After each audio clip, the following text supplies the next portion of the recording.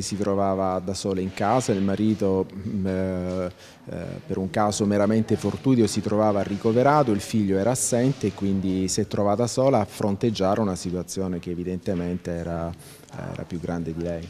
La vittima perfetta è la signora di 84 anni che lunedì mattina è stata truffata con l'espediente del finto incidente.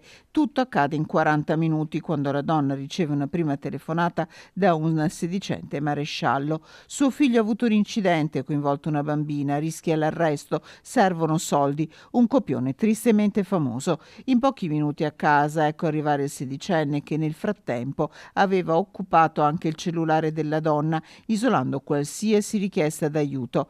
Raccolti denaro, gioielli, le carte di pagamento del marito ricoverato in ospedale in questi giorni, il giovane era fuggito in stazione dove era salito sul primo treno per Napoli.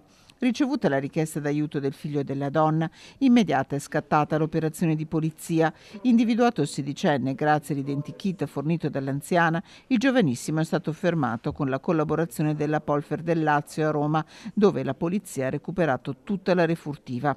Collana e orecchini di perle, fedi, anelli, braccialetti, i preziosi di una vita restituiti alla vittima che però ha accusato il colpo. Il sedicenne, denunciato per truffa, in questo momento è libero. L'arresto in flagranza è previsto solo per i maggiorenni. Nel caso del tentativo, ahimè, già la possibilità si riduce di molto, quindi il reato di truffa in generale è un reato che forse ancora tutt'oggi non è seriamente contrastato dal punto di vista normativo.